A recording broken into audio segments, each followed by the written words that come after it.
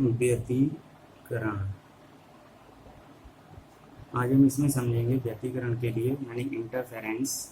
तो जो लाइट होती है वो बहुत सारे फिनोमिना शो करती है, उसमें से बहुत सारे उसके पार्टिकल नेचर और कुछ वेव नेचर से डिस्क्राइब किए जाते हैं। तो उनमें से एक है व्यतिकरण। व्यतिकरण के लिए हम जो लाइट का नेचर लेते हैं वो लेते हैं वेव नेचर, यानी कि इसका तरंग रूप। ये जो लाइट होती है वो कौन से रूप में चलेगी? तरंगों के रूप में चलेगी। अब इसको व्यतिकरण को समझने से पहले हमें थोड़ा सा तरंगों के बारे में समझना चाहिए कि तरंगों के संबंध में एक सिद्धांत दिया गया है जिसे बोलते हैं अध्यारोपण का सिद्धांत। अध्यारोपण यानी कि सुपर पोजिशन का इसका सिद्धांत। अब जो सुपर इम्पोज होता है इसका वो किस तरीके से होता है या तरंगें जो होती हैं वो अध्यारोपित कैसे होती हैं, तो उसको समझने के लिए हम क्या देखेंगे कि ये मान लो एक तरंग है ये, और इसका आयाम मान लो 2 सेंटीमीटर है। अब इसको तरंग नंबर 1 बोल दिया।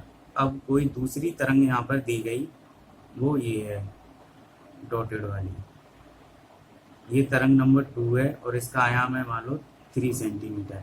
अब ये तरंगें अगर एक कला में मिलें, जैसे ये मिल रही हैं, ये बोला जाएगा समान कला। जब इनका जीरो और मैक्सिमम एक ही पॉइंट पर मिलते हैं या एक ही समय मिलते हैं तब वो कहलाती हैं समान कला में। तो इनकी जो परिणामी तरंग होगी वो ऐसी आएगी जिसका आयाम कितना होगा, 3 + 2 = 5 सेंटीमीटर ज़्यादा। अब मान लो दूसरे तरीके से देख लो, ये तरंग और दूसरी वाली तरंग इसके जस्ट अपोजिट है। जब इसका मैक्सिमम पॉजिटिव पर है तब इसका मैक्सिमम नेगेटिव पर है, यानी कि ये तरंगें एक दूसरे से कला में कैसी हैं, 80 डिग्री के अंतर पर हैं, 180 डिग्री के। और यहाँ पर दोनों का कलांतर कितना था, दोनों की कलाओं में अंतर था 0 डिग्री का। तो इनका जो आयाम मिला वो 5 मिला। और यहाँ पर इनका आयाम अगर ये 3 है ये 2 है, तो जो परिणामी तरंग आएगी वो ये आएगी और इसका आयाम कितना होगा, 3 - 2 = 1। अब ये तो फिक्स हो गया कि ये 0 डिग्री सेंटीग्रेड के लिए, वो सॉरी 0 डिग्री एंगल के लिए, फेज डिफरेंस के लिए ये 180 के लिए है। लेकिन अगर इनके बीच में या इनसे ज़्यादा अलग कोई एंगल हो तो किस तरीके से इनका आयाम और या परिणामी तरंग हमें प्राप्त होगी, तो उसके लिए हमारे पास अध्यारोपण का सिद्धांत है।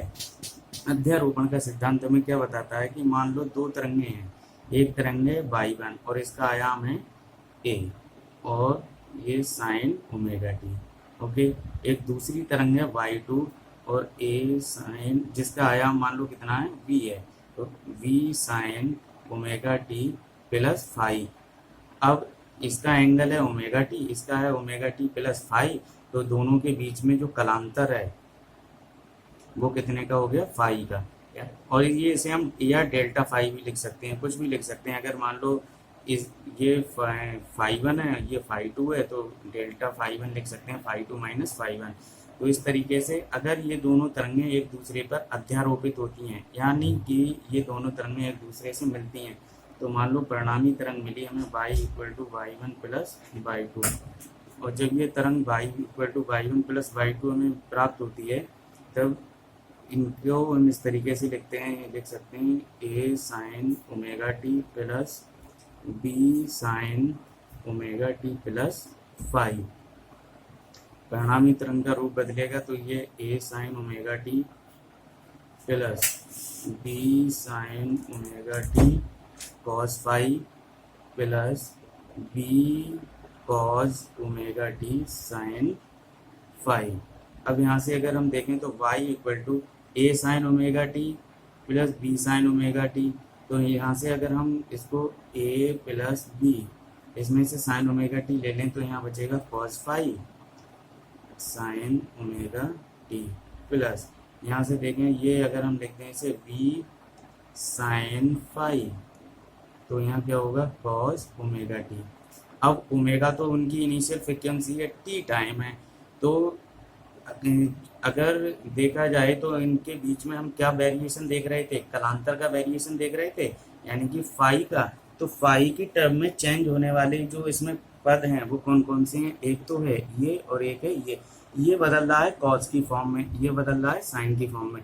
तो इसको हम कॉस का एक फंक्शन मान के लिख सकते हैं। इसको हमने मान लिया ये जो है a plus b cos phi equal to r cos phi. R कोई एक वैल्यू है, कांस्टेंट है जो कॉस फाइव के साथ बदल जाएगी और इसको हमें एक वैल्यू के रूप में मान सकते हैं। ऐसे ही जो 20 है ये थीटा मान लो क्योंकि फाइव हमारे पास पहले से है और इसको हमने देख लिया ये क्या है b sine phi equal to इसको हमने मान लिया आर साइन थीटा। तो यहाँ ये साइन का फंक्शन है तो इधर साइन का फंक्शन लिया, ये कॉस का फंक्शन है तो इधर हमने कॉस का फंक्शन लिया। तो यहाँ से जो हमें परिणामी तरंग मिलेगी वो क्या मिलेगी? a plus b cos phi है, ये क्या है r cos theta sine omega t plus v sine theta, ये क्या है r sine theta cos omega t. यहाँ से हम इसको लिख सकते हैं y इक्वल टू आर, ये साइन ए कॉस बी और कॉस ए साइन बी का फार्मूला बन गया तो ये बन गया sine omega t plus theta. अब ये भी साइन की तरंग थी, ये भी साइन की तरंग है और परिणामी भी कैसी आई? साइन की तरंग के रूप में। अब हमें यहाँ पर इसका आयाम a था, यहाँ पर इसका आयाम b था, तो यहाँ पर परिणामी आयाम कितना है? r है। ये क्या है? परिणामी आयाम या अध्यारोपित तरंग का आयाम, जो परिणामी तरंग अध्यारोपण के बाद मिली है उसका आयाम, रिजल्टेंट भी बोल सकते हैं इसे इंग्लिश में। तो यहाँ से देखें, अब ये जो इक्वेशन एक बोलते हैं, ये इक्वेशन दो बोलते हैं, इसको अगर हम स्क्वायर करके जोड़ें तो देखो R square cos square theta plus R square sine square theta equal to कितना मिलेगा? A square plus B square cos square five plus 2ab cos five plus B square sine square five. तो ये तो sine square theta plus cos square theta R square बाहर आएगा तो ये तो हो गए 1 इक्वल टू यहाँ पे ए स्क्वायर ये है, b square cos square phi, b square sine square phi, ये दोनों मिलके 1 बनाएंगे तो यहाँ बी स्क्वायर बचा, यहाँ कितना बचा? 2ab cos five. तो आर इक्वल टू कितना हो गया? Under root A square plus B square plus 2ab cos five. ये हो गया परिणामी तरंग का आयाम। अब इसमें फाइव बराबर अगर हम 0 डिग्री रखेंगे तो हमें आर इक्वल टू मिल जाएगा a plus b. Phi equal to 180 रखेंगे तो are equal to 1 minus a b, और कुछ अदर एंगल रखेंगे तो उसके करस्पॉन्ड इसमें हमें वैल्यू मिल जाएगी। अब ये जब तरंग कोई चलती है तो तरंग के रूप में एनर्जी ट्रांसफर होती है आगे के लिए, और जब एनर्जी ट्रांसफर होती है तो energy per unit area per unit time जो मिलती है उसको बोलते हैं हम तरंग तीव्रता। तरंग तीव्रता, और जो तरंग तीव्रता होती है आई, वो आयाम के वर्ग के कैसे होती है? डायरेक्ट प्रोपोर्शनल होती है। अगर पहले वाली तरंग की तीव्रता I1 है, दूसरे वाली तरंग की तीव्रता I2 है और परिणामी तरंग की तीव्रता I है, तब देखो I1 is directly proportional to a square, यहाँ से I1 equal to k a square, I2 is directly proportional to b square, तो I2 equal to k b square. और परिणामी तरंग की तीव्रता, इसका तो परिणामी आयाम r था ना, तो r स्क्वायर, तो I equal to k r square.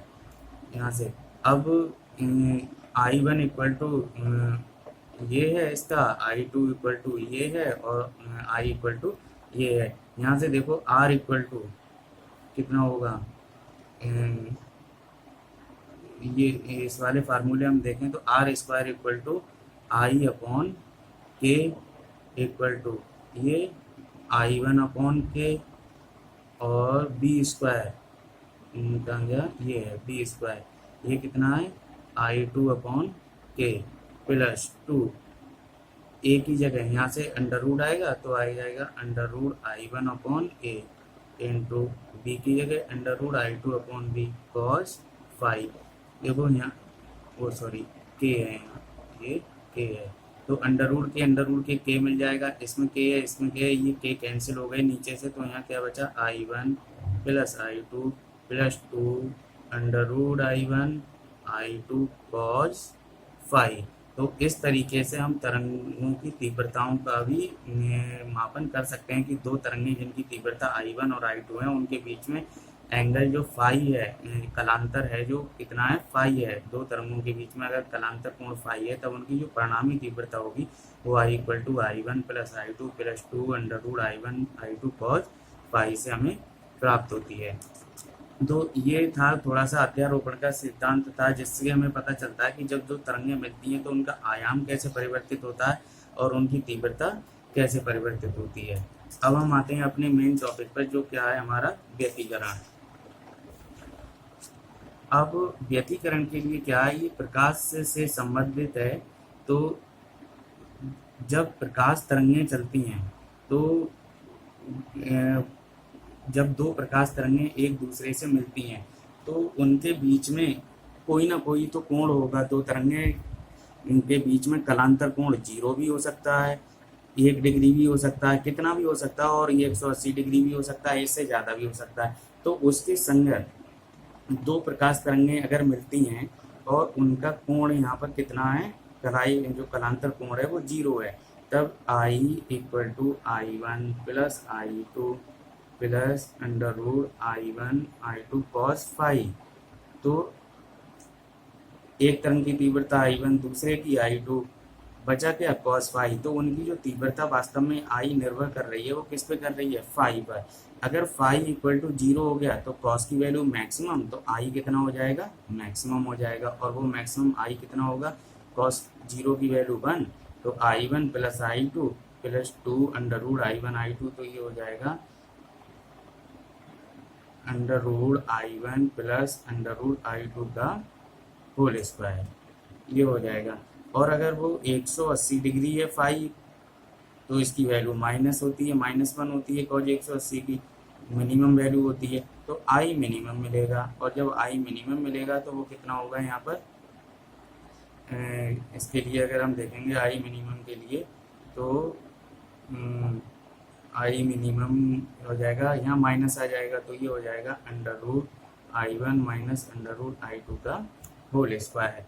तो इस तरीके से हम देख रहे हैं कि जो तरंग की तीव्रता है परिणामी तरंग की, वो कहीं पर मैक्सिमम और कहीं पर मिनिमम है। अब मान लो दो तरंगें हैं जिनके I1 और I2 कैसे हैं, एक समान है, तो ये तो हो जाएगा, कितना आ जाएगा, I प्लस I का होल स्क्वायर, यानी कि 4I।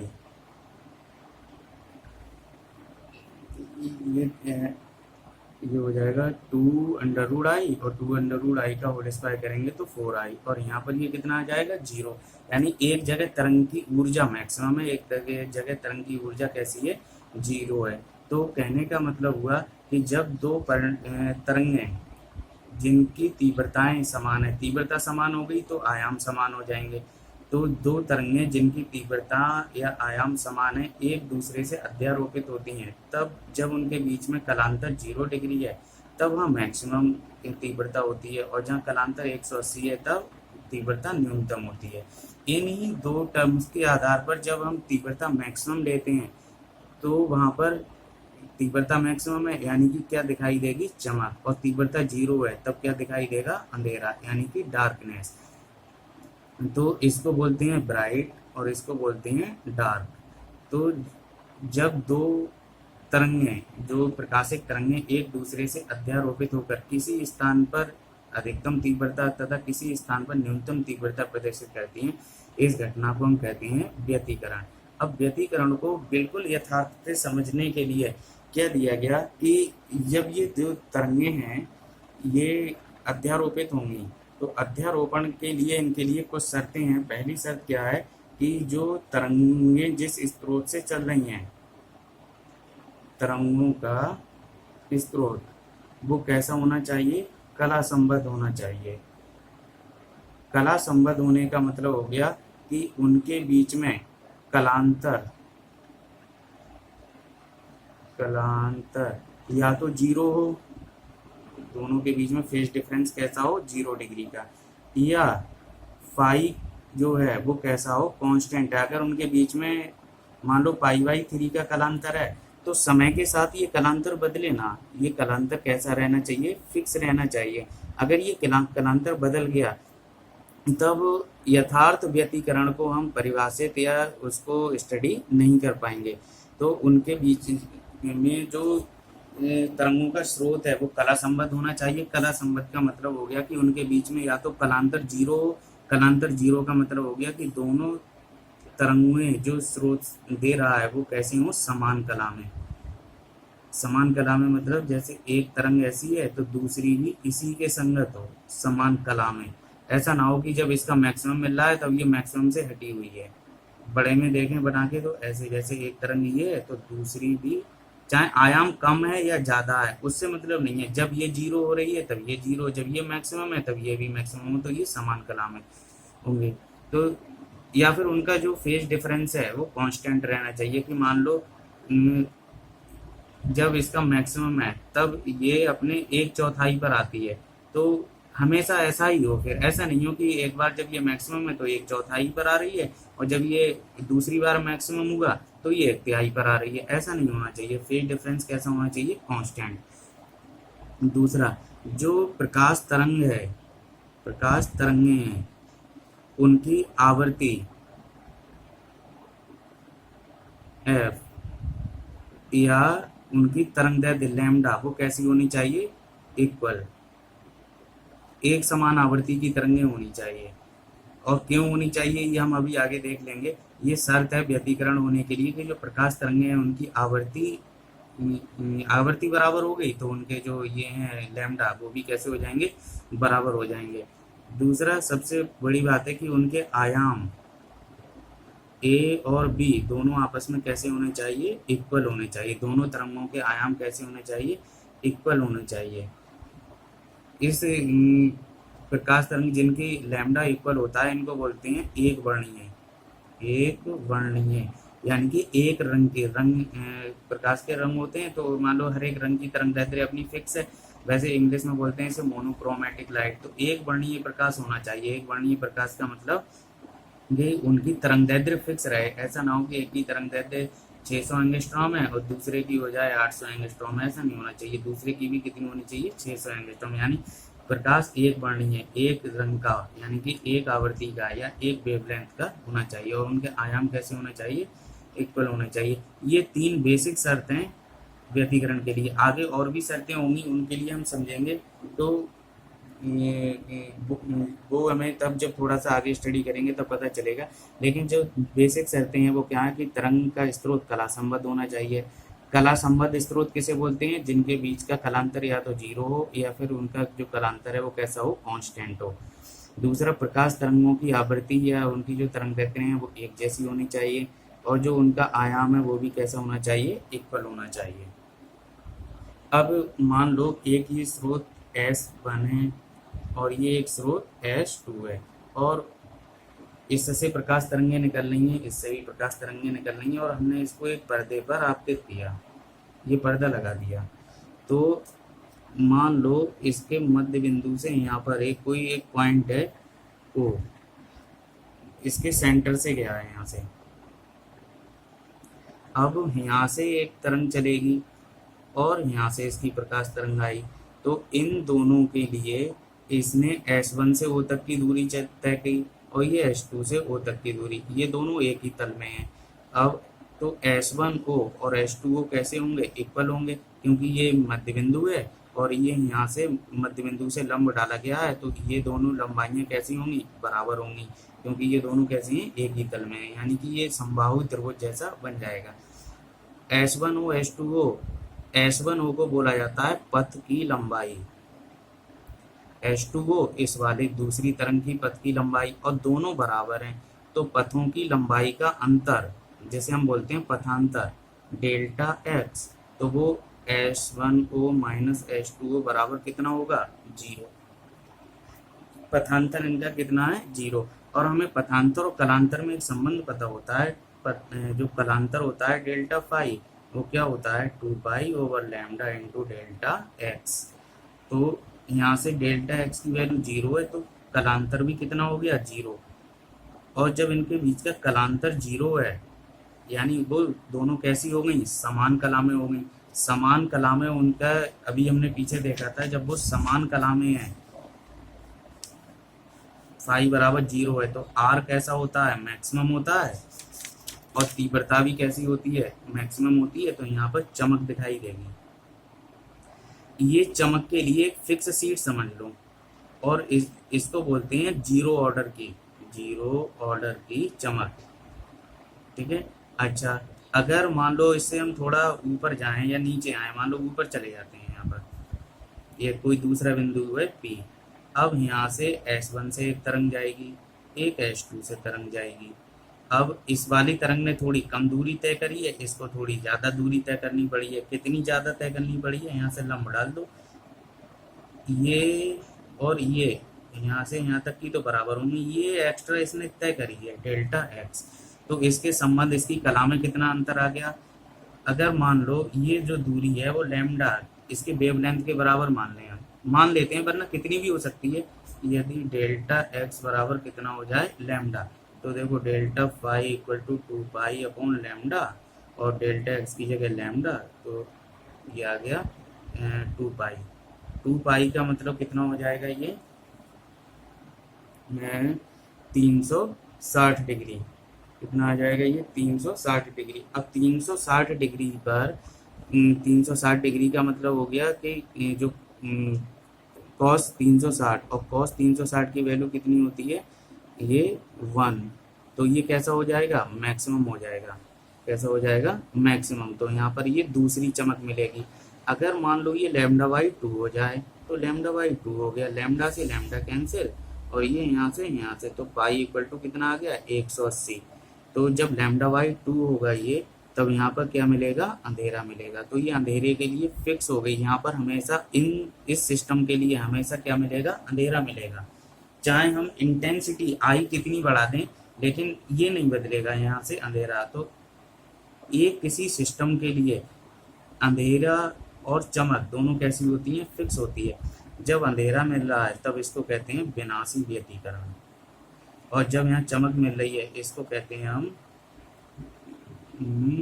कंस्ट्रक्टिव बोलते हैं इसको। इंग्लिश में, हिंदी में क्या कहते हैं, ये तो विनाशी, ये हो गया संपोषी व्यतिकरण। तो संपोषी व्यतिकरण के लिए सीट अलग होती है, और विनाशी व्यतिकरण यानी अंधेरे के लिए सीट अलग होती है। और ये किसी दिए गए सिस्टम के लिए कैसी होती हैं, फिक्स होती हैं। तो ये सब कुछ निर्भर किस पे कर रहा है, कलांतर पर। ये सब कुछ निर्भर किस पे करता जा रहा है, कलांतर, कि उनके बीच में जो कलांतर है वो कैसा है। तो अब हम इसके लिए विनाशी व्यतिकरण और संपोषी व्यतिकरण के लिए देखेंगे कि शर्त क्या होनी चाहिए। तो जो व्यतिकरण होता है वो कैसा होता है, दो प्रकार का होता है। एक होता है संपोषी, जिसे कंस्ट्रक्टिव बोलते हैं, एक होता है विनाशी, जिसे डिस्ट्रक्टिव बोलते हैं। तो जब दो कला संबद्ध तथा एक वर्णीय प्रकाश तरंगें आपस में अध्यारोपित होती हैं, तब उनके परिणाम स्वरूप एक नई तरंग मिलती है, जिससे कि उस तरंग के किन्हीं स्थानों पर तीव्रता अधिकतम तथा किन्हीं स्थानों पर तीव्रता न्यूनतम होती है। और जब तीव्रता अधिकतम होती है तब ऐसे व्यतिकरण को संपोषी, और जब तीव्रता न्यूनतम होती है तब ऐसे व्यतिकरण को विनाशी व्यतिकरण कहा जाता है। संपोषी व्यतिकरण के लिए आई तीव्रता कैसी होनी चाहिए, मैक्सिमम, और इसके लिए आई कैसा होना चाहिए, मिनिमम होना चाहिए। तो इसके लिए हम देखेंगे शर्त। अभी हमने देखा था कि अब पहली शर्त है इनके लिए, दोनों के लैम्डा 1 और लैम्डा 2 दोनों तरंगों के कैसे होने चाहिए, समान आयाम ए और बी दोनों आपस में कैसा होना चाहिए, बराबर। मान लो वो हमने क्या बोल दिया, ए बोल दिया, कि उनका आयाम कितना है, दोनों का ही ए है, A1 और A2 बोल देते हैं इसे। तो A1 और A2 दोनों बराबर कैसे हैं, ए, और उनके बीच में कलांतर फिक्स है। कलांतर डेल्टा फाई बराबर हमने मान लिया कैसा है, फाई है, वो कैसा है, कांस्टेंट है। अब इसकी वैल्यू कितनी भी हो सकती है। ठीक। अब उनका जो रिजल्टेंट आर है, परिणामी आयाम वो कितना होगा, under root a² + b² + 2ab cos phi. अब ए की जगह ए है और मान लो इसे ए नॉट बोल सकते हैं कि आयाम, तो ये ए नॉट है, ये ए नॉट है plus 2a0 square 2a0 cos five. तो ये कितना बन जाएगा, आर इक्वल टू ये बन जाएगा 2a0 स्क्वायर और 2a0 स्क्वायर ये बन गया, तो यहाँ बन जाएगा ये 2a0 स्क्वायर कॉमन आ गया 1 प्लस कॉस फाइव। अब इसको हम ऐसे लिख सकते हैं 2a0 square 1 plus cos five को लिख सकते हैं 2 कॉस स्क्वायर 5/2 माइनस 1 से 1 कैंसिल 2 2 जा 4, तो r इक्वल टू हो गया 4, a0 बाहर आ गया, वो सॉरी 2 बाहर आएंगे इसके, तो a0 और कॉस स्क्वायर की जगह केवल आएगा कॉस 5/2, तो ये हो जाएगा r। हमने अभी तरंग का रूप लिखा था y इक्वल टू a वो r sine omega t plus theta, तो परिणामी तरंग हो गई यहाँ से 2a0 कॉस 5/2, ये तो हो गया आयाम sine omega t plus theta, theta है फाइव नहीं है। जो परिणामी तरंग आई थी यहाँ पर हमने आर के लिए निकाली थी, ये आर यहाँ था, परिणामी तरंग लिखी तो थी कहीं इसकी, ए प्लस बी आर, ये आर यहाँ लिखा हुआ है परिणामी आयाम। तो आर के लिए क्या है 2a0 कॉस फाइव, ये किसके लिए है, व्यतिकरण के लिए, वो जनरल फार्मूला था, ये पर्टिकुलर किसके लिए, व्यतिकरण के लिए, और आया उसी से क्योंकि दोनों के आयाम यहाँ पर कैसे होने चाहिए, बराबर होने चाहिए। इसके लिए अगर मान लो दोनों की जो प्रारंभिक तीव्रता है I1 I2 बराबर वो कितनी है I0 है दोनों की तीव्रता, तो उसके लिए देखो जो तीव्रता होगी परिणामी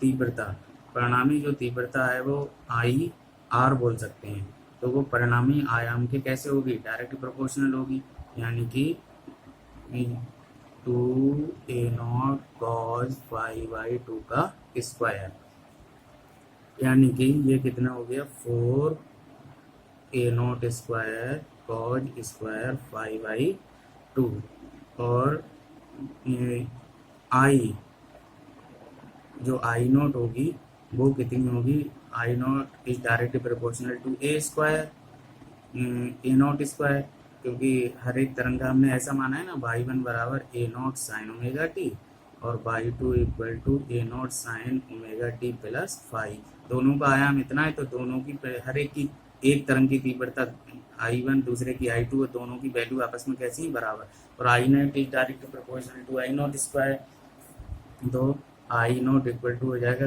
k a0 स्क्वायर, और यहाँ से I R इक्वल टू हम लिख सकते हैं k 4a0 square cos square 5/2, k a0 square ये क्या बन गया I0, तो I R इक्वल टू कितना हो जाएगा 4I0 कॉस स्क्वायर 5/2, तो ये हो गई परिणामी तरंग की तीव्रता।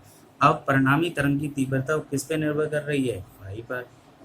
अब यहीं पर देख लेते हैं पहली कंडीशन समपोषी व्यतिकरण के लिए, व्यतिकरण के लिए समपोषी व्यतिकरण के लिए तीव्रता आई आर कैसा होना चाहिए, मैक्सिमम, तो ये तो फिक्स है, बचा क्या ये फाइव, और उसके लिए इस कॉस स्क्वायर 5/2 की वैल्यू इसकी भी कैसी होनी चाहिए, maximum, cos square 5/2 equal to maximum.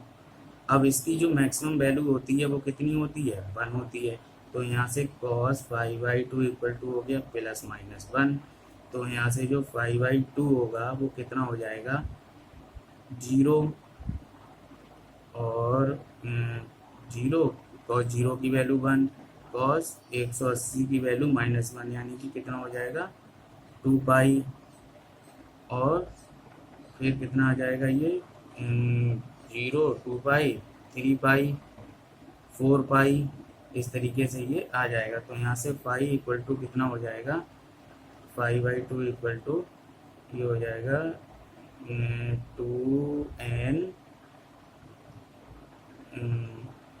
ये n पाई हो गया 2 3 4 और यहाँ से फाई इक्वल टू कितना हो जाएगा 2n पाई और n की वैल्यू यानी कि संपोषी व्यतीकरण के लिए फाई की वैल्यू है 2n पाई और n इक्वल टू 0 1 2 3 कुछ भी 0 लगाएंगे तो 0 आ गया, 1 लगाएंगे तो 2 पाई आ जाएगा और 2 लगाएंगे तो कितना आ जाएगा, अगर 2 लगाएंगे तो आ जाएगा 4 पाई। तो इस तरीके से इसकी वैल्यू ये बनती चली जाती है कि हमेशा इसकी वैल्यू कैसी मिलेगी, हमें मैक्सिमम मिलेगी। तो मैक्सिमम फाई जब हमें मैक्सिमम मिलेगा तो वो कितने पर होगा, 0 पर 2 पाई पर और फाइनली कितना आ जाएगा एंड में 2n पाई। इस तरीके से तो इसके लिए फाई की वैल्यू जो कलांतर है वो कितना हो गया 2n पाई। कलांतर यानी दो तरंगों के बीच में जब कलांतर जो है वो 2 पाई का पूर्ण गुणज है, 2 पाई का कैसा है n यानी कि पूर्ण गुणज है, तो वो कैसी होगी, संपोषी व्यतीकरण होगा।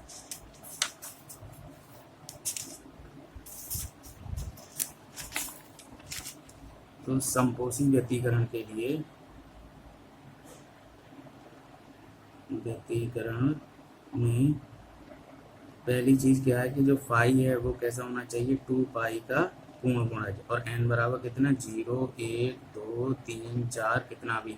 और ये 0 n बराबर 0 इसलिए है कि जब हमने ये बनाए थे ये ऐसे करके सेंटर पर जो इनकी तरंग मिली थी यहाँ पर, तो यहाँ पर जो चमक मिली थी, ब्राइटनेस मिली थी, ठीक है, जैसे हम दीप्त बोलते हैं, तो ये 0 ऑर्डर की होती है। कैसे की होती है, 0 ऑर्डर की, ठीक है। और इसके बाद अगर चमक मिलेगी पहले ऑर्डर की, फिर चमक मिली दूसरे ऑर्डर की, फिर चमक मिली तो तीसरे ऑर्डर की, इस तरीके से। तो इसमें हम 0 से स्टार्ट करते हैं, 0 1 2 3। अब ये तो है कलांतर। अगर कलांतर तो तभी आया था जब पथांतर आया था, तो हमारे पास फार्मूला होता है कि कलांतर phi equal to 2 pi by lambda into delta x. तो यहाँ से देखो फाई की वैल्यू कितनी है 2 pi n equal to 2 pi over lambda into delta x. तो 2 पाई से 2 पाई कैंसिल, तो जो पथांतर है वो डेल्टा एक्स बराबर कितना होना चाहिए एन लैम्डा, और n बराबर कितना 0 1 2 3 4। यानी कि संपोषी व्यतीकरण के लिए पहली शर्त हो गई कि कलांतर 2 पाई का पूर्ण गुणज होना चाहिए और 0 हो गया तो कलांतर 0 हो ही जाएगा, और या पथांतर लैम्डा का पूर्ण गुणज होना चाहिए। यानी कि जब जो तरंगें आ रही हैं जो अध्यारोपित हो रही हैं तो उनके लिए जो पथांतर है वो कैसा होना चाहिए, लैम्डा का, यानी उनकी तरंगदैर्ध्य का पूर्ण गुणज होना चाहिए। ओके, तो इसमें तीसरी चीज क्या है, अगर हम तीव्रता देखें आई आर, वो कितनी होगी 4I0 कॉज स्क्वायर 5/2 ली थी। अब इसकी वैल्यू 1 रखी थी तभी तो मैक्सिमम आई थी, तो यहाँ पर तीव्रता मैक्सिमम होती है। वो कैसी होती है 4I0, और आयाम R इक्वल टू दोनों के, ये भी R मैक्सिमम होगा इनका, और वो जब दोनों समान कला में होते हैं यानी जब अधिकतम होता है ये, तब दोनों के आयाम जुड़ ही जाते हैं। चाहे तो इस फार्मूले में भी हम देख लें R बराबर 2A0 cos 5/2, cos 5/2 की वैल्यू मैक्सिमम है यानी 1 है, तो 2A0। ये तो हो गई संपोषी व्यतीकरण के लिए कंडीशन। अब आते हैं विनाशी व्यतीकरण के लिए। विनाशी व्यतीकरण के लिए विनाशी व्यतीकरण में सबसे पहले अगर हम देखें कलांतर के लिए, तो इसमें जो तीव्रता है, जो हमारे पास तीव्रता का भी फार्मूला आया था, परिणामी तीव्रता IR equal to 4I0 cos square 5/2। तो ये तो कांस्टेंट है पूरी टर्म, कॉज स्क्वायर 5/2 की वैल्यू, इसकी वैल्यू कैसी होनी चाहिए, मिनिमम होनी चाहिए। अब स्क्वायर राशि है तो मिनिमम तो 0 से तो नेगेटिव तो हो नहीं सकती, तो ये मिनिमम कितनी होगी, कॉज स्क्वायर 5/2 की वैल्यू होगी 0। यहाँ से cos 5/2 बराबर कितना हो जाएगा 0। और तो जब cos 5/2 0 है तो 5/2 कितना हो जाएगा 0 पे, ये होता है 5/2, 3π/2, 5π/2। इनकी कॉज में वैल्यू कैसी होती है 0। तो यहाँ से फाइव इक्वल टू कितना हो जाएगा पाई, 3π, 5π, इस तरीके से। यानी फाइव इक्वल टू हो जाएगा, अगर हम देखें तो क्या हो जाएगा 2n-1 पाई। और n बराबर यहाँ कितना आ जाएगा 1 2 3 4, इस तरीके से आगे आ जाएगा।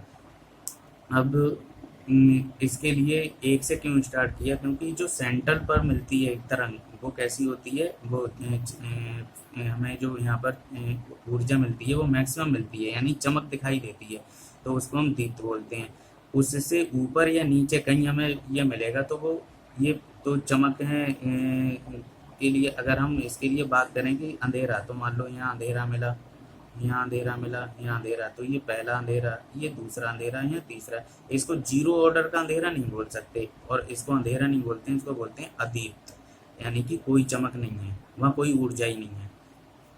तो यहाँ पर अदीप्त के लिए जो फ्रिंज, इसे हम अदीप्त बोलेंगे और इसे क्या बोलेंगे दीप्त। तो अदीप्त के लिए जो फाई है वो कितना होना चाहिए, कलांतर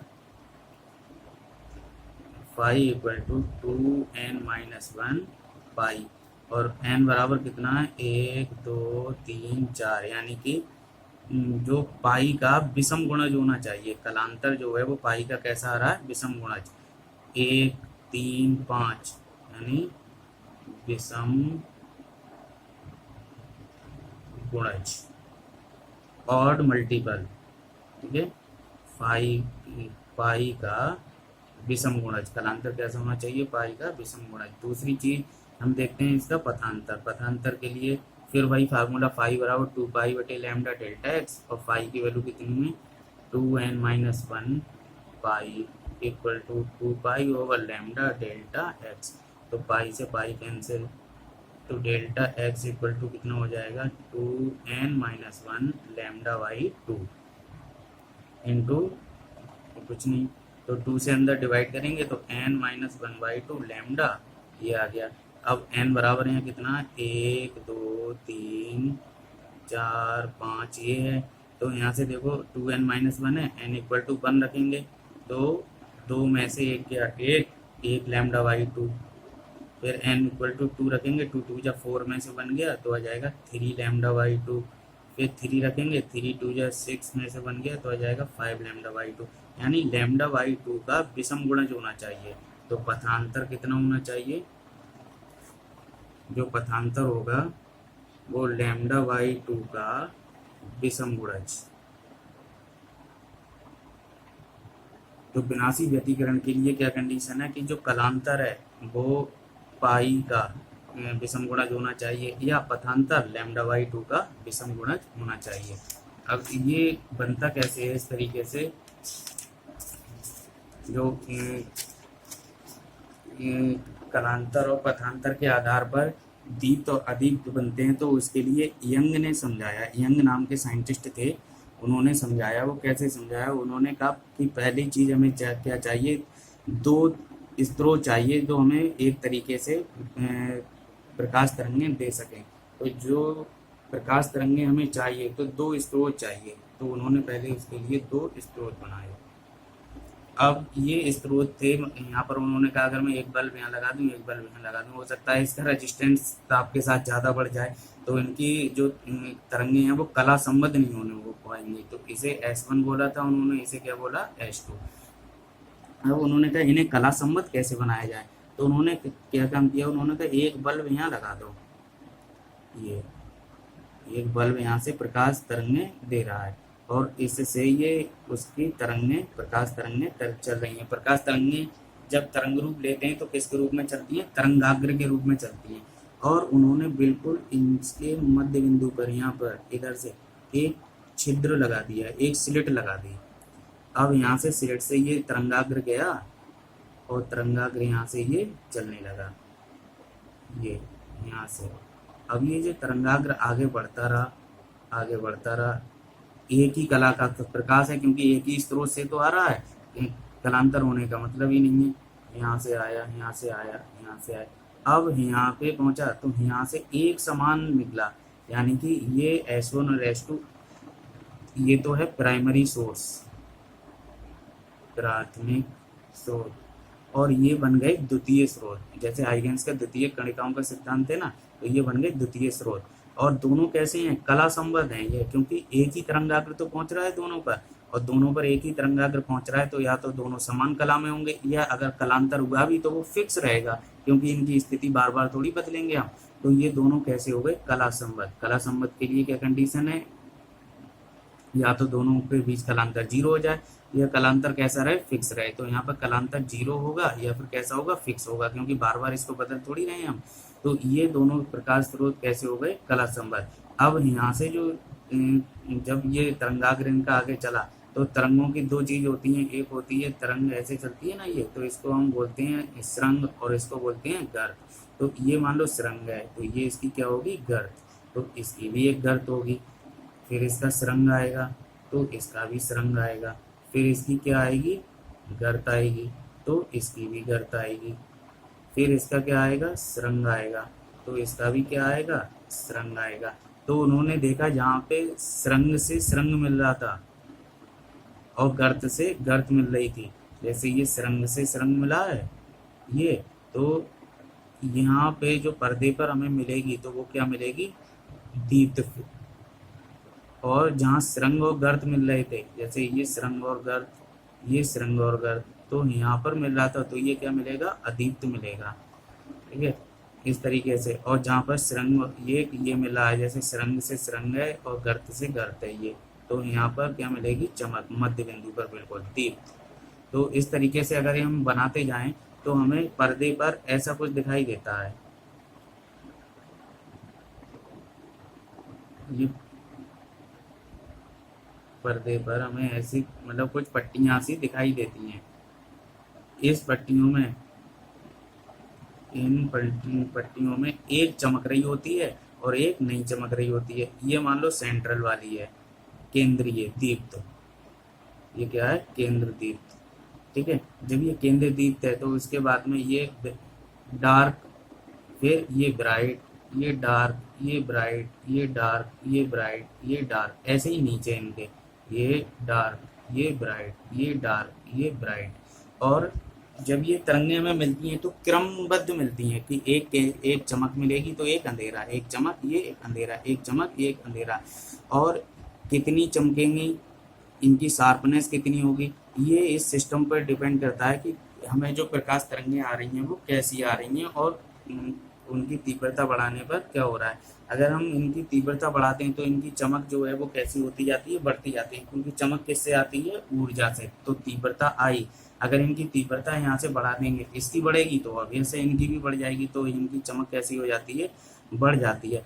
अगर हम इन दोनों में से किसी एक को भी बंद कर देंगे तो चूंकि इसकी तो तरंगें कट गई, तो फिर अध्यारोपण होगा नहीं, तो इससे से जो लाइट जाएगी वही पर्दे को चमकाएगी, और यहाँ पर हमें कोई भी जो पट्टी नहीं मिलेगी। एक्चुअल में इन पट्टी को बोलते हैं फ्रिंज। तो ये फ्रिंज होती है दीप्त फ्रिंज और अदीप्त फ्रिंज। जहाँ काला काला होता है वहाँ अदीप्त फ्रिंज, और जहाँ चमक होती है वहाँ दीप्त फ्रिंज। अगर हमने इनमें से एक को भी बंद कर दिया तो यहाँ ये फ्रिंज ना मिलकर एक चमक मिलेगी जो इसकी जा रही। मान लो इसे बंद कर दिया तो इसकी चमक, और इसे बंद कर दिया तो इसकी चमक, और दोनों को बंद कर दिया तो है ही अंधेरा वहाँ पर। तो अध्यारोपण के लिए क्या आवश्यक है कि दो तरंगें अध्यारोपित हों। अगर इनमें से एक को भी बंद कर दिया तो अध्यारोपण खत्म, तो वो यहाँ पर जो फ्रिंज है वो मिलनी बंद हो जाएंगी, पट्टियाँ जो मिलती हैं वो बंद हो जाएंगी। और ये पट्टियाँ ऐसा नहीं है यहीं बनती हूँ, यहीं से चलना स्टार्ट कर देती हैं। जैसे मैंने ये लाइन बनाई है, स्रंग और स्रंग, गर्त और गर्त मिल रहे हैं, तो यहाँ से एक पूरा चमकदार बैंड जाता हुआ दिखाई देगा, तीव्रता मैक्सिमम। और यहाँ पर एक काला सा जाता हुआ दिखाई देगा जो अधिकता है कि काला सा, जहाँ पर ये चमक है ही नहीं बिल्कुल। अच्छा, तो अगर हम इसमें देखें कि ये जो फ्रिंज मिल रही हैं, तो ये फ्रिंज कितनी चौड़ी हैं और कितनी दूरी पर हैं। तो इसके लिए हम फ्रिंज की चौड़ाई के लिए यंग के ही एक्सपेरिमेंट का, यंग का डबल स्लिट एक्सपेरिमेंट यानी कि द्वि स्लिट प्रयोग करते हैं। ठीक है, इसे स्लिट की जगह झर्री भी बोलते हैं, छिद्र भी बोलते हैं, कुछ भी बोल सकते हैं ये। तो इसके लिए उन्होंने क्या बनाया कि एक ये प्रकाश स्रोत पीछे से यहाँ से तरंगाग्र आ रहा था और एक छिद्र बना दिया उन्होंने एस, यहाँ से प्रकाश निकला, सुरंग भी बना देते हैं साथ में, गर्त भी बना देते हैं, ये निकला। और यहाँ पर उन्होंने ये एक S1 और एक S2 झिल्ली बना रखी थी। ये थोड़ा मेरे से ऊपर बन गया है, ये बिल्कुल इसके सेंटर में होता है ये। आगे उन्होंने एक पर्दा लगा दिया, पर्दा, और इनके बीच की दूरी है ये d। S1 S2 बराबर कितना है d। और पर्दे तक की दूरी उन्होंने यहाँ से यहाँ तक की कितनी रखी थी, कैपिटल D। जो पर्दे तक की दूरी है वो कैपिटल D रखी थी। अब यहाँ से एक पर्दे पर उन्होंने लंब डाला और इसे बोल दिया O। यहाँ पर तो केंद्रीय दीप्त फ्रिंज मिलेगी, O पर क्या मिलेगा, केंद्रीय दीप्त फ्रिंज। ओके, अब यहाँ पर उन्होंने कोई एक बिंदु लिया ऊपर P, और यहाँ पर उन्हें नहीं पता है कि यहाँ पर क्या मिलेगा, दीप्त फ्रिंज मिलेगी या अदीप्त फ्रिंज मिलेगी, लेकिन होगा दोनों में से कोई एक। तो उन्होंने इसको तरंग को यहाँ पहुँचाया और इसकी तरंग यहाँ पर जाकर मिली। इनके दोनों के अध्यारोपण से यहाँ पर या तो दीप्त फ्रिंज मिली या अदीप्त फ्रिंज मिली, और इसकी केंद्रीय दीप्त फ्रिंज से उन्होंने यहाँ से यहाँ तक की दूरी मान ली कितनी है, 22 है। ओके, अब क्या काम किया, यहाँ से एक लंब डाला ये, और यहाँ से एक लंब डाला, इसको नाम दे दिया P और इसको नाम दे दिया Q। अब यहाँ पे हम देखें ये वाली दूरी पूरी D है और ये मध्य बिंदु है, तो यहाँ से यहाँ तक की दूरी ये d/2, और यहाँ से यहाँ तक की दूरी ये भी कितनी होगी, d/2 होगी। यानी कि OQ बराबर OP और बराबर होगा कितना, d/2। ओके, अब PQ के लिए देखेंगे PQ कितना होगा, PQ ये, तो इस 22 में से ये घटा दें, यानी OP में से OQ घटा दें तो PQ मिल जाएगा। और PQ कितना आ जाएगा, PQ हमारा आ जाएगा PQ equal to 22 minus d/2। यहाँ से 22 में से d/2 घटा दिया। ऐसे ही अगर हम देखें, ओहो P तो ऊपर दे रखा है, ये Q है तो इसे R दे देते हैं, ठीक है। अब यहाँ से देखो ये है क्या लिया था हमने, OP। अब देखो RP कितना होगा, OP plus OR, OP plus OR।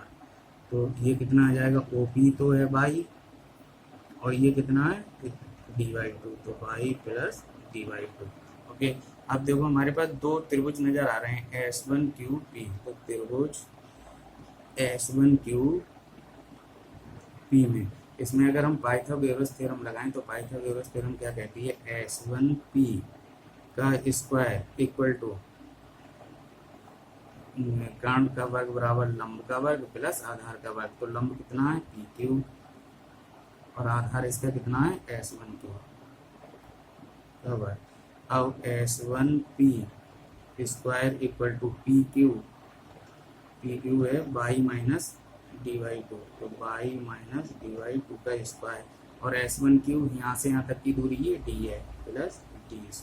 Okay, अब देखो एक त्रिभुज ये है H2PR में, इसमें भी पाइथागोरस थ्योरम लगाएंगे तो H2P का स्क्वायर इक्वल टू लंब इसका है PR और आधार कितना है, ये है H2R। तो H2P का square equal to PR, P से R तक ये कितना है, PR ऊपर निकाला था, ये है आपकी 22 प्लस d/2 का होल स्क्वायर प्लस, और ये कितना है d है तो d²।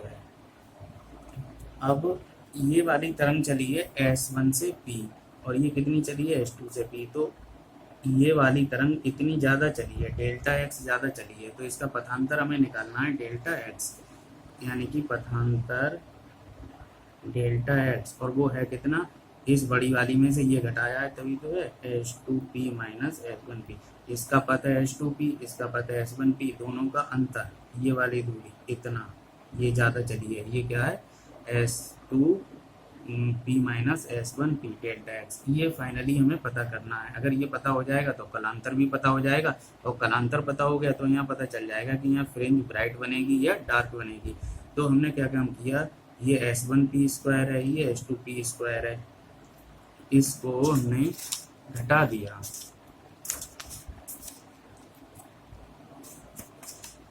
कौन बड़ा है, H2P बड़ा है, तो हमने H2P वाले में से घटा दिया। H2P का स्क्वायर माइनस S1P का स्क्वायर। अब वैल्यू लगा देंगे। H2P कितना था, y प्लस dy2 का square plus d square minus S1P कितना था, तो y माइनस था ना इसका, हाँ, y माइनस dy2 का स्क्वायर और प्लस d स्क्वायर, ये इक्वल टू, यहाँ से देखो ये माइनस चिन्ह हटेगा तो डी स्क्वायर से डी स्क्वायर कैंसिल हो जाएगा, यहाँ बचेगा by plus D Y two का whole square minus by minus D Y two का होल स्क्वायर, ये बचा। अब यहाँ से देखेंगे तो ये बन गया ए plus b a minus B, तो S2P माइनस S1P ब्रैकेट में S2P plus S1P equal to, ये भी a plus b a minus b का होल स्क्वायर बन जाएगा, तो ये बनेगा by plus D Y two plus by minus D Y two, दूसरी ब्रैकेट में by plus D Y two minus by plus D Y two. Okay, ये H2P minus S1P ये डेल्टा एक्स है, डेल्टा एक्स H2P माइनस वो sorry plus S1P equal to, इससे ये cancel तो ये हो गया 2y, है ना, y से y कैंसिल, dy2 ये हो जाएगा d, यहाँ से डेल्टा एक्स इक्वल टू हो गया 2y/d अपॉन, ये हो जाएगा S2P प्लस S1P। अब ये जो S2P S1P हैं तो ये दोनों क्षेत्र मिलीमीटर की दूरी पर होते हैं, बराबर होते हैं, तो ये जितना कम है उतना ये ज़्यादा है। तो जो S1P प्लस S2P है, अगर हम इनका एवरेज लें तो वो लगभग डी के बराबर आता है। कितना आता है, बराबर, लगभग डी के बराबर। तो S1P प्लस S2P, ऐसा है ना कि जितना इधर से गए उतना इधर आए, तो मान लो 5 इधर से गए 5 इधर से आए, तो 10/2 यानी एवरेज 5 हो गया। अब मान लो ऐसा ही समझ लो, इधर से गए हम 6 और इधर से कितना आए 5, तो 6 और 5 कितना आ जाएगा 11 1/2, यानी कि वो 5.5 आ गया। तो ये वाली दूरी बहुत छोटी होती है, तो इसीलिए जो 0.5 की जगह बहुत छोटा आता है उसको। इसमें जो हमने अभी पीछे किया था, ये वीडियो यहाँ पे कट हो गई थी बीच में, तो ये जो आया है S2 प्लस S1P, इसको हम लिख सकते हैं 2D। क्या लिख सकते हैं 2D, तो यहाँ से 2 से 2 कैंसिल और ये हो गया y/d। तो जो y होती है वो क्या होती है, फ्रिंज की स्थिति। जैसे ये सेंटर है, सेंटर से पहले n बराबर यहाँ से कुछ भी दूरी होगी। अब यहाँ पर मान लो ये सेंटर है O, और यहाँ से 10 मिलीमीटर दूरी पर है, मान लो कुछ भी है, यहाँ ब्राइट फ्रिंज भी हो सकती है, डार्क फ्रिंज भी।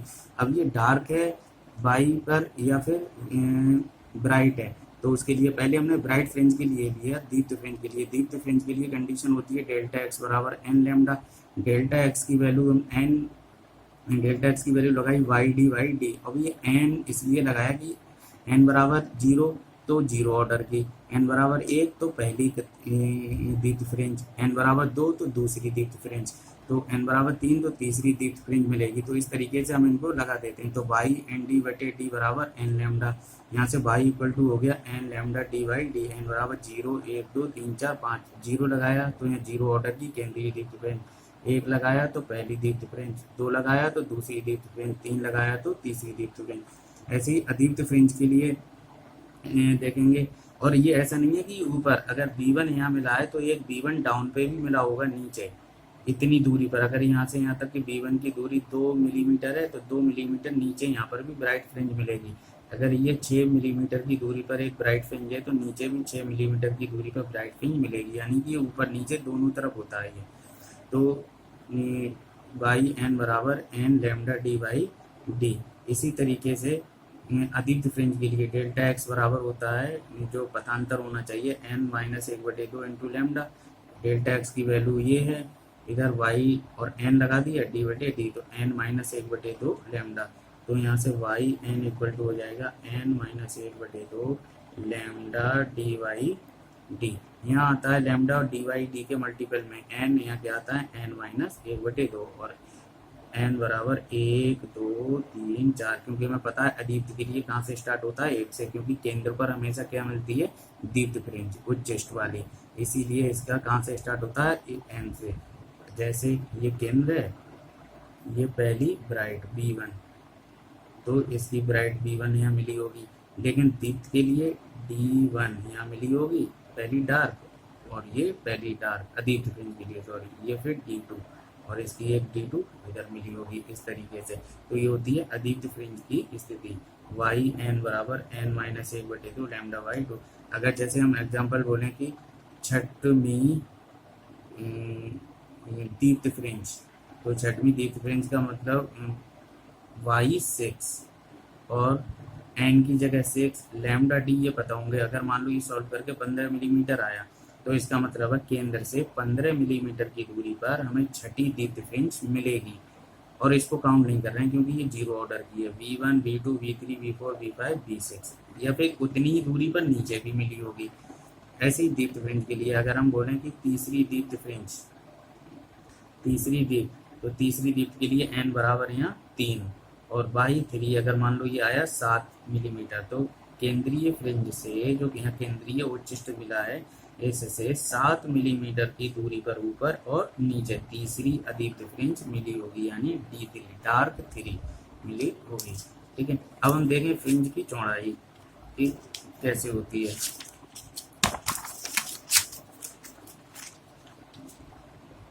फ्रिंज की चौड़ाई, अब फ्रिंज की जो चौड़ाई होती है वो क्या होती है, जैसे ये पर्दा है, अब पर्दे पर ये सेंट्रल ब्राइट B0 मिला, ये B1 मिला, ये B2 मिला, ये B3 मिला, फिर ये B1 नीचे, ये B2 नीचे, इनके बीच में यहाँ D1 यहाँ D2 यहाँ D3, ये जो बीच में खाली जगह रह गई है, ये एक्चुअल में क्योंकि प्रकाश कंटिन्यू आता है तो खाली जगह होती नहीं है, यहाँ हमने समझने के लिए बना ली। ये बैंड बनता कैसे है पूरा, ये B0, ठीक है, इसके इधर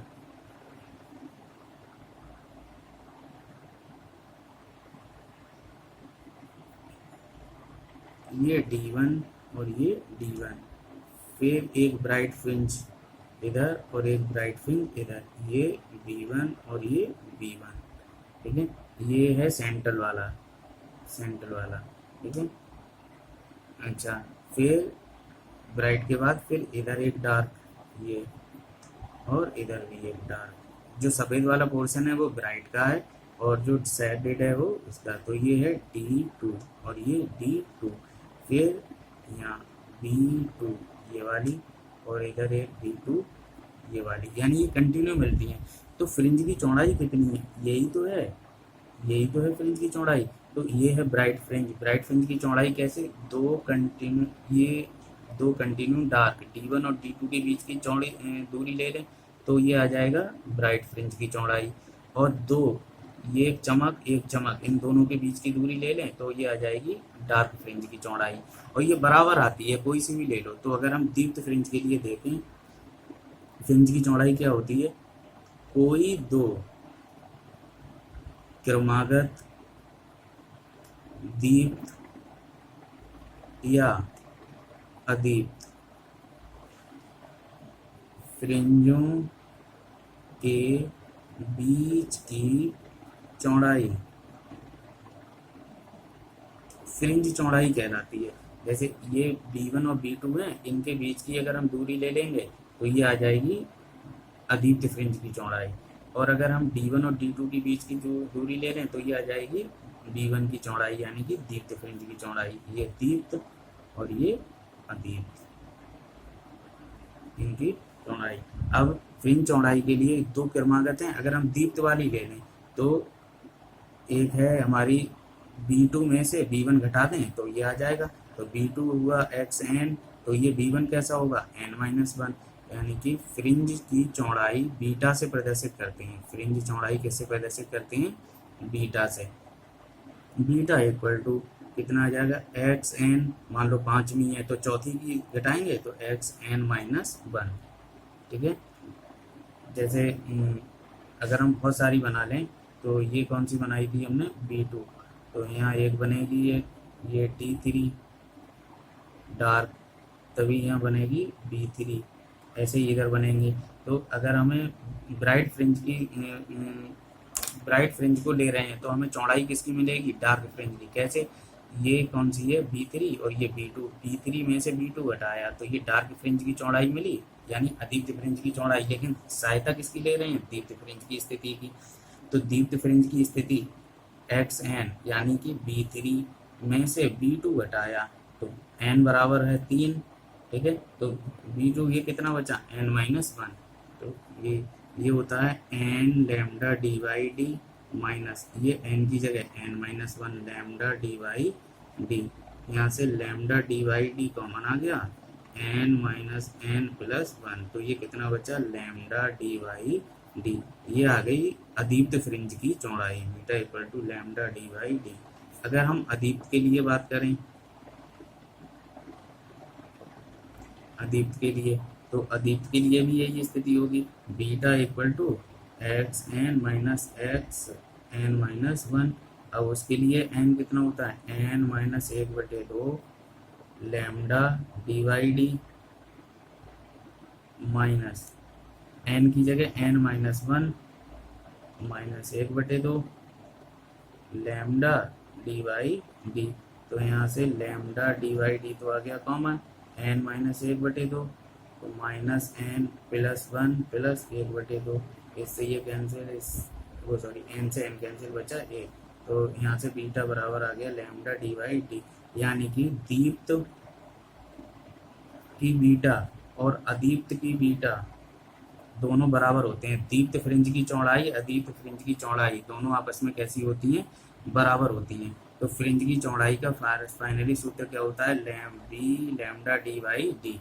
अब यहाँ से कुछ मिलता है हमें, वो यहाँ से देख लेते हैं, beta equal to lambda D by d. अगर डी और डी को फिक्स रखें तो beta is directly proportional to lambda, यानी कि अगर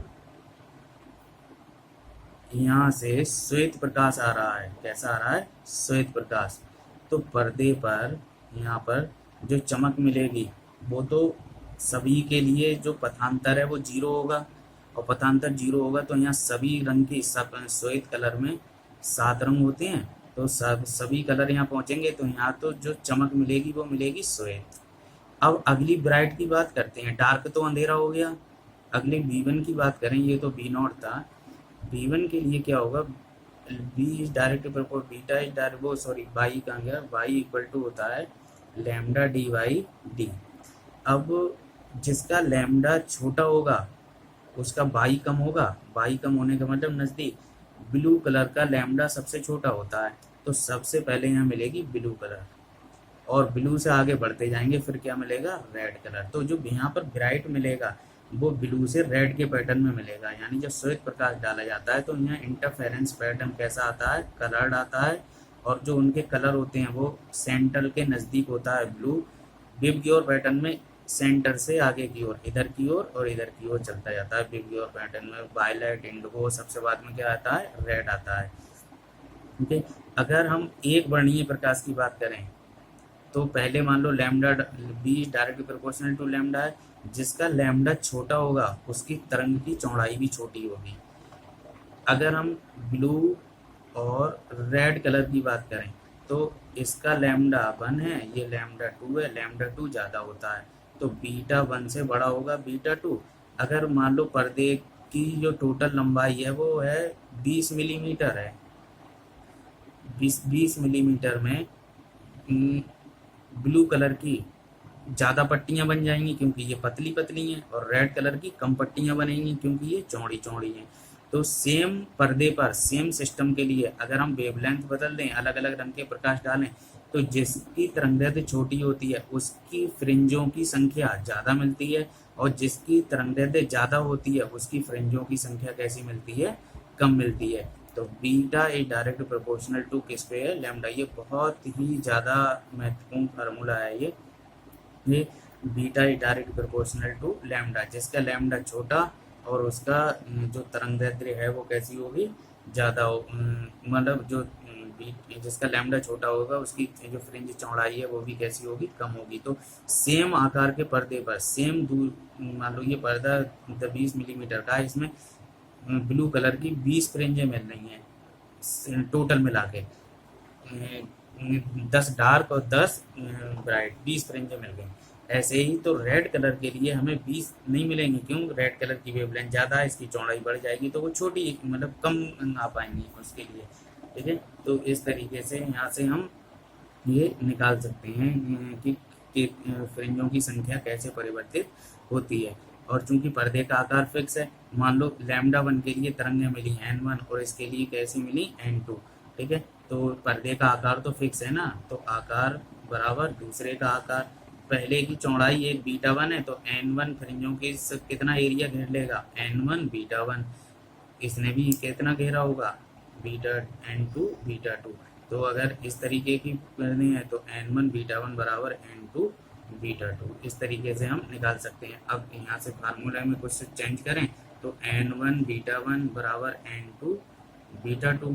ये फ्रिंजों की संख्या है, ऐसा नहीं है कि nवीं दीप्त फ्रिंज या ये फ्रिंज है 5वीं दीप्त फ्रिंज है, ये फ्रिंजों की संख्या है यहाँ पर, ठीक है। इस वाले n से ये वैल्यू अलग है। अब तो ये जो चाहो तो इसे कुछ और भी मान सकते हैं, कैपिटल N मान सकते हैं। अच्छा, तो कैपिटल N1 और बीटा की वैल्यू कितनी है, लैम्डा, तो lambda 1 d y d equal to n2 lambda 2 d y d, d y d से डी वाई 2 कैंसिल, n1 बटे n2 बराबर लैम्डा 2 बटे लैम्डा 1, यानी कि n is direct proportional to 1 upon lambda. जिसकी लैम्डा ज़्यादा उसकी फ्रिंजों की संख्या कम। सेम पर्दे के लिए जिसका लैम्डा ज़्यादा और उसकी जो लैम्डा ज़्यादा हो गया तो फ्रिंजों की संख्या कैसी हो जाएगी, कम हो जाएगी। ओके, अब इससे बहुत सारी चीज़ें हमें मिल जाती हैं कि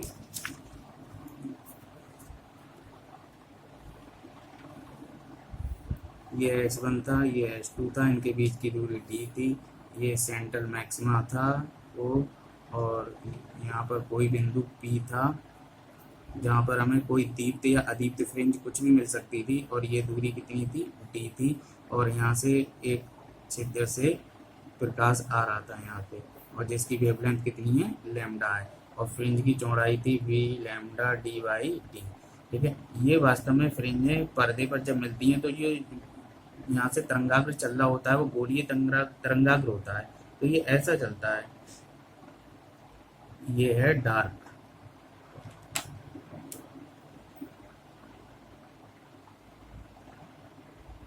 इसके चारों तरफ ये काला मिला, ठीक है।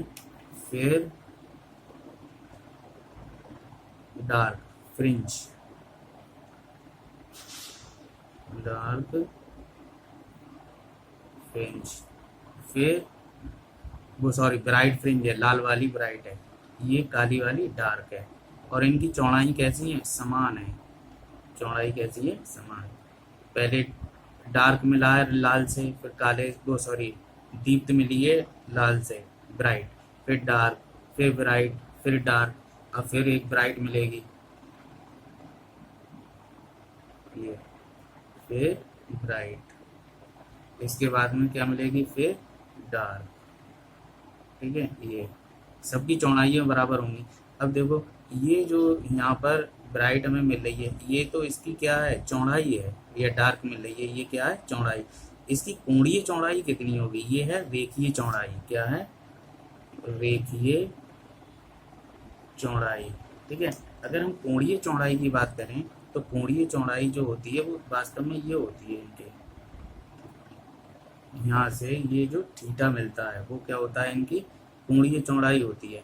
अब इस कोणीय चौड़ाई की हम बात करें तो ये हमें कैसे मिलता है कि ये है ये है बाई, ये क्या होता है, बाई।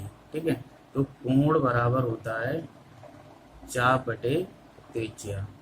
तो कोण है थीटा, चाप है बाई, और त्रिज्या इसकी ये वाली मानी जाती है, ये क्या है डी। तो जो बाई बटे डी होता है वो होता है थीटा। ठीक है, अब बाई बटे डी कैसे मिलेगा, बाई बराबर क्या था n lambda D by d. ठीक है, n lambda D by d जो होता है तो वो बाई बटे डी, डी यहाँ से आ गया। ठीक है, तो हो गया n lambda D by d. ये तो होती है कोणीय स्थिति, कोणीय स्थिति। और जो बाई है केवल बाई बराबर n lambda D by d, ये है रेखीय स्थिति। उल्टा लिख दिया क्या मैंने फॉर्मूला, बाई बराबर लैम्डा डी बाई डी से ही तो ये होता है रेखीय स्थिति और ये होती है कोणीय स्थिति। ऐसे ही कोणीय चौड़ाई के लिए जो डी है इसका वो अपॉन में आ जाता है यहाँ पर डी, तो ये हो जाएगी कोणीय चौड़ाई, फ्रिंज की कोणीय चौड़ाई बराबर बीटा बटे डी या लैम्डा ओवर डी। अब हम देखें अगर डी बदल दिया तो रेखीय चौड़ाई तो बदल रही है लेकिन कोणीय चौड़ाई नहीं बदल रही है, वो है लैम्डा बाई डी। अगर लैम्डा बदल देंगे तो कोणीय चौड़ाई बदल जाएगी। और अगर हमने इस डी को कम किया तो देखो इस डी को कम करेंगे तो बीटा की वैल्यू बढ़ जाएगी। ठीक है, तो बीटा की वैल्यू तो फ्रिंज कैसी होती जाएंगी चौड़ी। अब लेकिन ऐसा नहीं है कि दोनों एक दूसरे के ओवरलैप हो गए, तो यहाँ पर एक चमक दिखाई देगी और फ्रिंजों की आंखों से हम फ्रिंजों को नहीं देख सकते। ठीक है, अब दूसरा क्या है कि अगर इस सोर्स को हम पास लेकर आएँ तो फ्रिंजों की चमक बढ़ती जाएगी लेकिन चौड़ाई और पर कोई फर्क नहीं पड़ेगा। जो ये वाला सोर्स है इसको अगर हम इसके पास लेकर आएंगे तो इनकी ऊर्जा बढ़ेगी, ऊर्जा बढ़ने से क्या होगा जो दीप्त फ्रिंज बन नहीं है इनकी तीव्रता चमक कैसी होती जाएगी बढ़ती जाएगी, और अगर पीछे ले जाएंगे तो चमक कैसी होती जाएगी घटती जाएगी।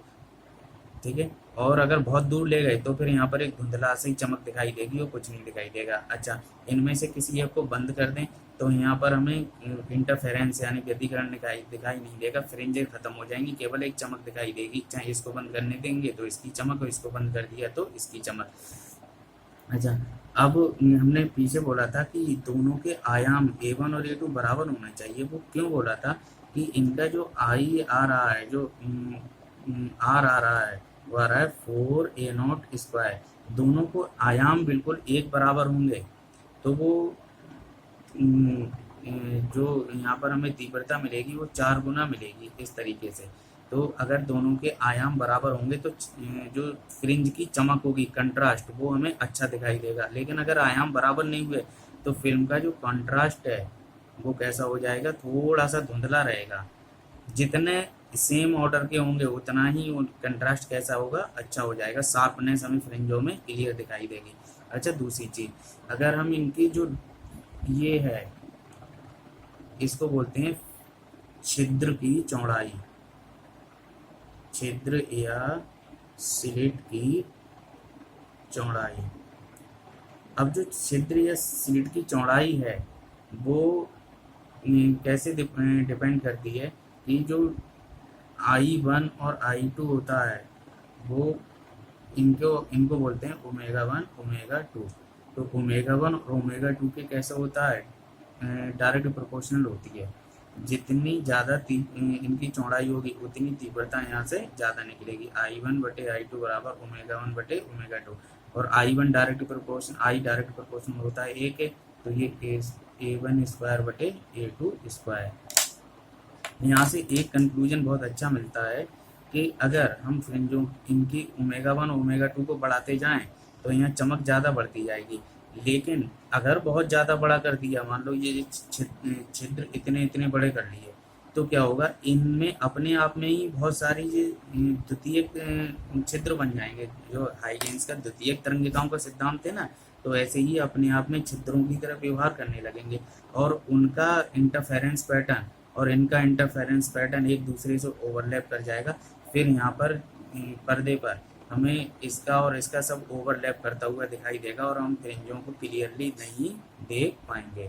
ठीक है, तो इसलिए इनको एक लिमिट तक ही बढ़ाया जा सकता है तीव्रता बढ़ाने के लिए। अगर बहुत ज़्यादा बढ़ा दिया तो क्या हो जाता है ये अपने आप में बहुत सारी छोटी छोटी स्लिटों की तरह व्यवहार करने लगती हैं और उनका जो फ्रिंज पैटर्न होता है और इनका फ्रिंज पैटर्न होता है वो एक दूसरे से कैसा कर जाता है, ओवरलैप। अच्छा, एक टर्म और पीछे यूज की थी कि मोनोक्रोमेटिक, यानी कि एक वर्णीय प्रकाश होना चाहिए, यानी तभी तो हमने पीछे से एक ही स्रोत से इन दोनों को चमकाते हैं। अगर मान लो एक बल्ब यहाँ लगा दिया, एक बल्ब यहाँ लगा दिया, इससे λ1 निकला, इससे λ2। मान लो ये है लाल रंग का और ये है नीले रंग का, तो लाल रंग के ऊपर नीले रंग की ओवरलैपिंग हो जाएगी, या नीले के ऊपर लाल की ओवरलैपिंग हो गई, तो हमें तरंग क्लियर दिखाई, वो फ्रिंजें क्लियर दिखाई नहीं देंगी। अच्छा, दूसरी चीज क्या है कि अगर इनका कलांतर समय के साथ बदलता रहा, कला संबद्ध क्यों रखा जाता है, अब ये कॉन्सेप्ट यहाँ से पता चलता है। कला संबद्ध रखने के लिए क्या कारण है कि अगर हमने कला संबद्ध रखा तो ये R=4A0² cos² 5/2 है, 5 फिक्स है, तभी तो किसी एक निश्चित पोजीशन पर हमें तरंग फ्रिंज मिल रही है ब्राइट। अगर 5 बदलता गया कंटिन्यूसली, तो जहाँ पर अभी हमें ब्राइट मिल रही थी वहाँ पर हो सकता है थोड़े समय बाद डार्क मिले, हो सकता है फिर जहाँ डार्क मिल रही थी वहाँ ब्राइट मिले, और फिर ब्राइट मिल जाए, फिर ब्राइट मिल जाए, फिर डार्क मिल जाए उस पर। तो पैटर्न को स्थिर रखने के लिए इनका लैम्डा का कांस्टेंट होना कैसा है, जरूरी है, वो सॉरी कला संबद्ध होना जरूरी है। कला संबद्ध डेल्टा फाई कैसा रहना चाहिए, कांस्टेंट। अगर डेल्टा फाई समय के साथ बदला तो इनकी पोजीशन, पहली ब्राइट यहाँ मिल रही थी, अब समय के बाद दूसरी ब्राइट यहाँ, पहली ब्राइट यहाँ मिली, थोड़े समय बाद देखते हैं पहली ब्राइट यहाँ पहुँच गई, फिर पहली ब्राइट यहाँ पहुँच गई, अब कुछ समय बाद देखते हैं तो पहली ब्राइट यहाँ आ गई, इससे भी नीचे पहुँच गई जो ये वाली फ्रिंज थी। तो इसीलिए हमें फ्रिंजों का पैटर्न स्थिर रखने के लिए कला संबद्ध होना बहुत जरूरी है। Okay, thank you.